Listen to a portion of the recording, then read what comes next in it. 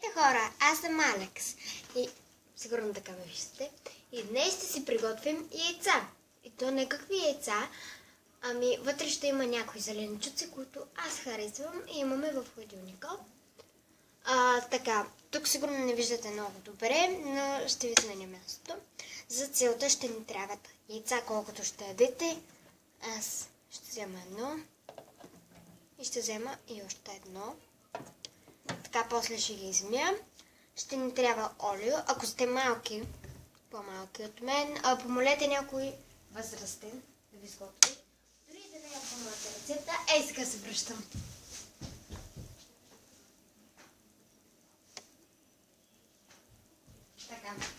Така, готови сме. Сега ще извадя един тиган от тук. Само да намеря. Имаме доста голям, малък, но тиган, който е за яйца, не виждам. Сега трябва обаче да потърся. Ако искате, ще ви го спестя това потърсване. Така, ето намерих един обикновен тиган. Пак ви казвам, ако сте малки, не дейте да ползвате котлона, защото ще направите беля. Така, сигурно сега в момента нищо не виждате и сега ще ви изместя. Така, сигурно вече виждате какво ще правим, но не виждате мене. Така, това не е проблем. Обаче ще ви дръпна малко назад, за да не опарим или опържем нещо случайно. Хайде бе! Опа! Малка грешка. Така, добре, сега ще ви покажа как да си ги опържим, но първо да се извадим зеленчуците. Така, хора, покапвам си, да. Нямам много зеленчуци.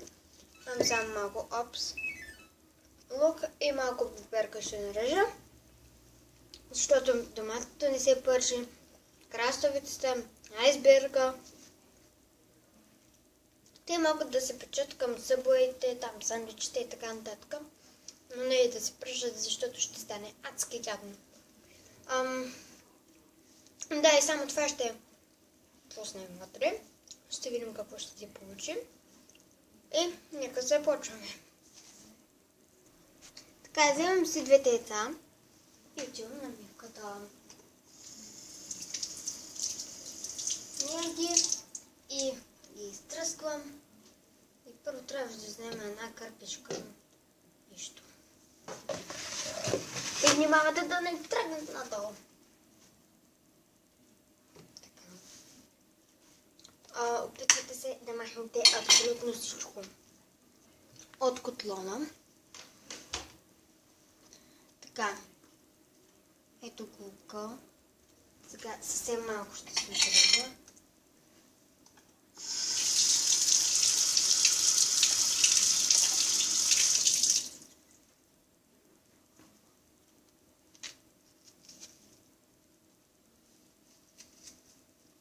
Ще ги сложа в една чинийка. Опс, падна ми на плота. Да, ето я чинийката ми. Сега дръпнем това. После първо изчистете котлона от вода, защото първо малко ще почне да бъска, да не ви изпаша това нещо. Правила съм го. И сега е малко тъпа част, затова мога да ви спестя на бърз кадър. Така, хора, сега готова съм с резането и сега ще ви покажа. Първо си почиствам плота, преди да го включа да пържа с хубав сух парцал, за да не почне да пръска или да прави някакви проблеми. Така, това го оставям настрани. Ето ми ги зеленчуците. А сега да започнем. Няма да виждате нищо от зеленчуците. Така че аз ще си го включа на 8 или 9 също може. Слагате малко. Аз сложихме доста и така го разтилате. Ето така. Не знам дали нещо се вижда. И го слагате.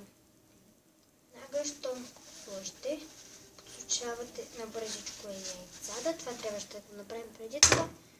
И ги чупим вътре. Едно по едно. Така. И махаме шлюпките, разбира се.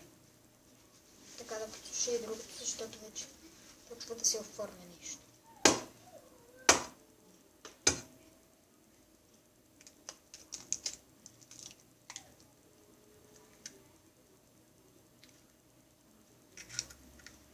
Така и това го слагам тук. Измивам се. Избърсвам се, за да не капя. Вземам си една лъжица и една лъжица ще взема за всеки случай. Ето вижте и яйцата, не знам дали ги виждате. Чакайте малко, имаме те. Щом да не ви изтърва. Ето ги яйцата. Ето сега ще ги сложа. Даже ако... Да, може и да ги увелича на 9. И вече го направих. Така разтивам сега зеленчуците. Ох, че гледам звук. Така и стана един бъркоч, но после ще е много вкусно. Ето го бъркоча. Така вече почва да се първи. Някакви звуци има.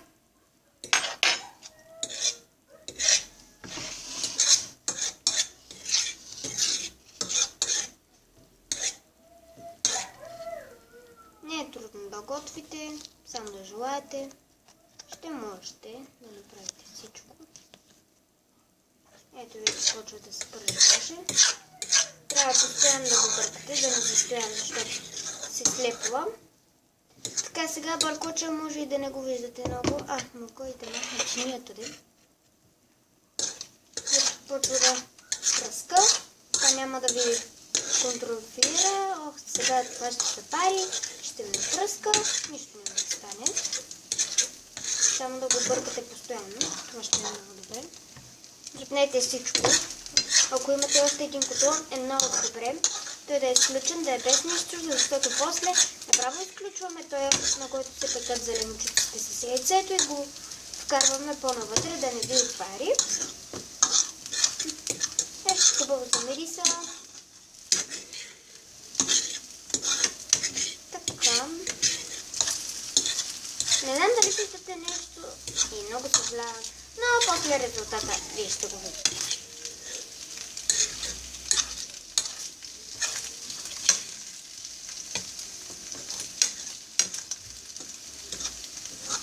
Малко изкарах. Мисля, че е готово. Ще го вкарам навътре. Спряла съм го.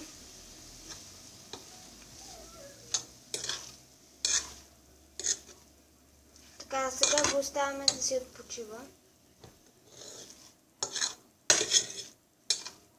След малко ще ви покажа как стана. Но първо трябва да си... Чакайте. Ще вземем някой друг. Ето тази. И ако искате... Ето, как стана. Много вкусно за мен. Ох, чупари! Ето това става. Ох, вилиците се заклещиха. Голям разбор. Така, ако много ви пари, както е в този случай сега на мен. Ето така. Вземате някаква кърпа и всичкото. Забравих да сложа сол, но това не е никакъв проблем, защото след това може да сложите каквото искате и пожелаете. Само да не объркате бъркоча с нещо, ако сте малки. Така, казвам ви и ви повтарям за кой или път не знам. Това е много важно, което в момента казвам. Да не се опарите, ако сте сами или сте по-малки от мен, защото аз това в момента направих. Имам един белег, когато се опитах да направя сама кекс. Това мога да го накисля. Да го накисля. И да го поставя ето тук, защото то вече изтина. Някъде на барпода. Ето вижте какъв е резултата. Ще паря бе. Така. Готови сме, сега може да го декорираме. И не знам дали се вижда моя данъс. Така, сега ще ви го спестя, за да измисля нещо за декорация. Така, това го бутаме. Аз в момента си избрах едно доматче на краставица и малко маруля. Опа! И малко маруля. Сега ще заключа котлона, за да съм сигурна, че няма да се включи. Готово. Така, сега ще измия. Така, сега много трябва да внимавате с ножа и дъската. Ще измия хубаво.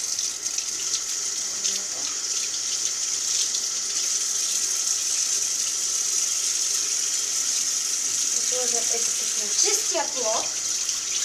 Ще изтискам доматето и изтискам вкусната краставица. Може да пишете в коментари, вашият коментар, как се е получило. И искам да ви питам нещо. Кой е най-любимият ви? Не плота ми зеленчук. Защото моите са домати и краставици. Обичам лук, но е слаба дума за лука, защото не ми харесва много лука. На някои деца не им харесва лука, на мен както. Не им харесва и пеперката, на мен много ми харесва. Но това няма никакво значение. В момента направих една салатка тук отстрани.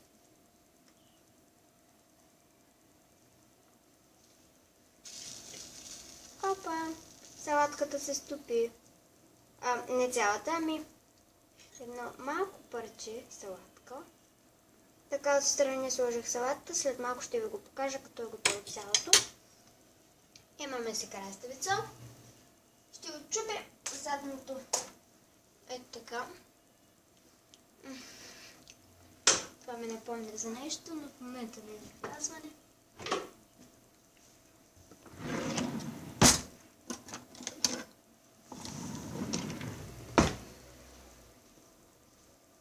Искам да ви кажа, че това, за което ми напомня, е морков.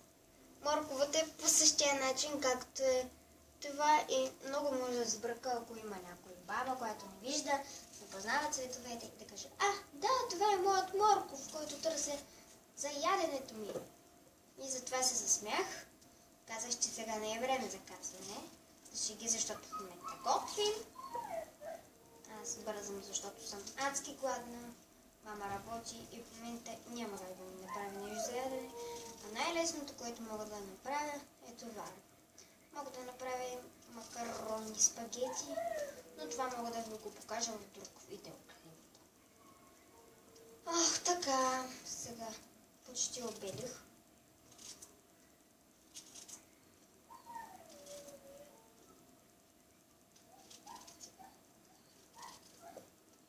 Ако се питате какво е това, това е джезве за кафе.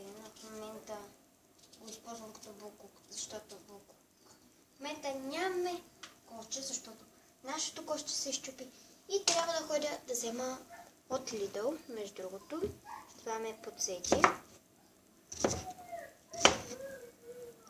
И сега в едни турби слагам булкука и така.